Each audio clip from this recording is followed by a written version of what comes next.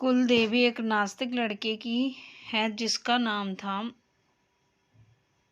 राकेश, लेकिन उसे अपना ये नाम पसंद नहीं था, इसलिए उसने अपना नाम रॉकी रख लिया था।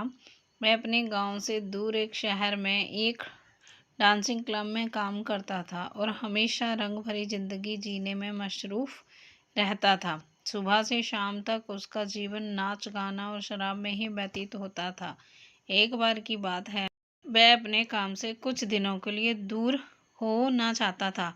दरअसल वह शोर शराबे वाली जिंदगी से बोर होने लगा था और वह अपने जीवन कुछ बदलाव ढूंढ रहा था, लेकिन उसके गांव के अलावा और कोई दूसरा स्थान नहीं था जहां वह जा सके। तभी रॉकी अपनी दादाजी के बने गांव के घर में जाना तय करता है और कुछ दिन वहीं रहने का विचार बनाता है। दरअसल कुछ साल पहले रॉकी के माता पिता इस दुनिया से जा चुके थे और वह अनाथ हो चुका था।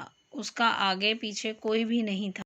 गांव जाना उसे अच्छा नहीं लग रहा था, लेकिन मजबूरी बस वह गांव के सफर पर ही निकल जाता है। जैसे ही वह गांव की सीमा रेखा में पहुंचता है, उसकी नज़र एक बरगद के पेड़ पर पड़ती है जिसके चारों तरफ लोगों का हजूम लगा होता है और गांव के लोग बरगद के पेड़ को लाल कलर के चंदन से रंग रहे हैं। रॉकी को ये सब देखकर अजीब लगा। दरअसल वह इन सब मान्यताओं पर कोई यकीन नहीं करता था, उसे ये सब ढोंग लगता था। रॉकी गांव के अंदर अपने घर की ओर बढ़ जाता है और अपने घर पहुंचकर देखता है कि घर की हालत बहुत जर्जर हो चुकी थी, लेकिन फिर भी वह रहने लायक तो था ही, इसलिए वह अंदर प्रवेश कर गया और साफ सफाई करके रहने लायक व्यवस्था बनाने में जुट गया। गांव में कुछ पड़ोसी इतने साल के बाद इस घर को खुलते देखते हैं तो उस लड़के से पूछ बैठते हैं, बेटा तुम कौन हो? तब वह अपना परिचय देता है और कहता है, ये मेरे दादाजी का घर था। तभी वह अपने दादाजी का नाम बताता है। गांव के बुजुर्ग लोग उसे पहचान लेते हैं और कहते हैं, बेटा कोई आवश्यकता हो तो हमें बताना और जब तक तुम्हें रहना है आराम से रहो। रॉकी भी मुस्कुराते हुए जवाब देता है, जी जरूर। लेकिन रॉकी का ध्यान अभी भी उस बरगद पर अटका होता है। तभी रॉकी एक बुजुर्ग व्यक्ति के पास जाकर बरगद के पेड़ से जुड़ी हुई बातों को पूछता है।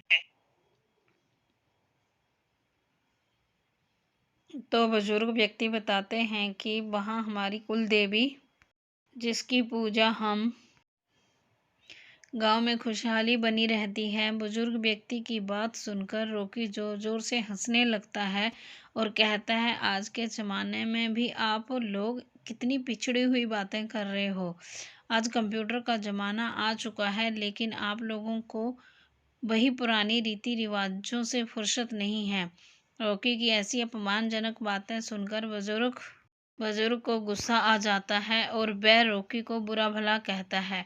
रॉकी भी बुजुर्ग की बात से नाराज होकर वहां से चला जाता है और कसम खाता है कि जब तक वे इस गांव की इन सभी रीति रिवाजों की पोल ना खोल दूं, तब तक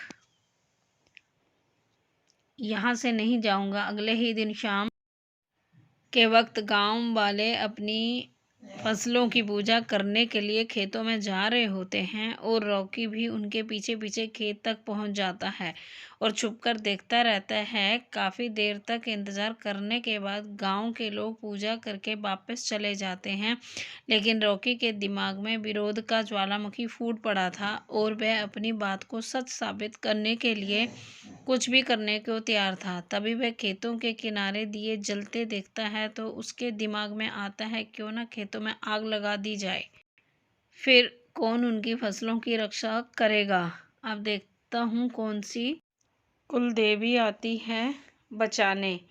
वह गांव वालों के खेतों में आग लगा देता है और देखते ही देखते आग बढ़ने लगती है और रॉकी गांव की तरफ तेजी से भागने लगता है ताकि उसे कोई देख ना सके।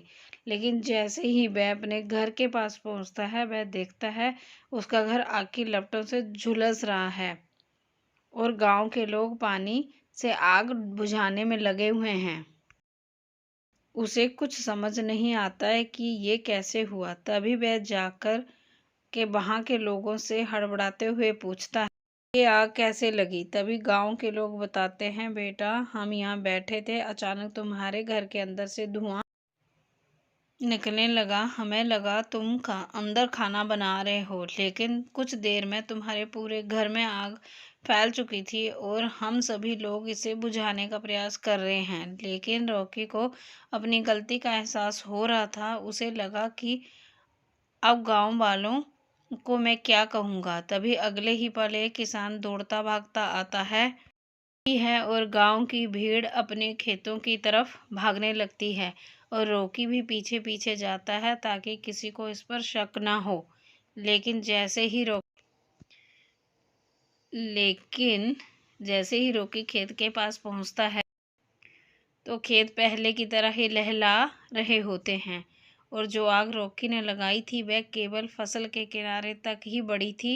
रॉकी समझ चुका था जरूर ये कुलदेवी की महिमा है और वह उसी बुजुर्ग के पैरों में गिर जाता है जिससे उसकी बहस हुई थी और सारी बात बता देता है। गांव वाले भी उसे उसकी नादानी के लिए क्षमा कर देते हैं। अगले दिन ही रॉकी कुल देवी के उसी बरगद के वृक्ष के नीचे जाकर गांव की परंपरा के अनुसार पूजा करता है और हाथ जोड़कर कुल देवी से अपने अच्छे भविष्य की कामना करता है और इसी के साथ वह गांव को छोड़कर चला जाता है। लेकिन इस घटना ने एक नास्तिक व्यक्ति को आस्था से जोड़ दिया था जो कुलदेवी का ही प्रताप था।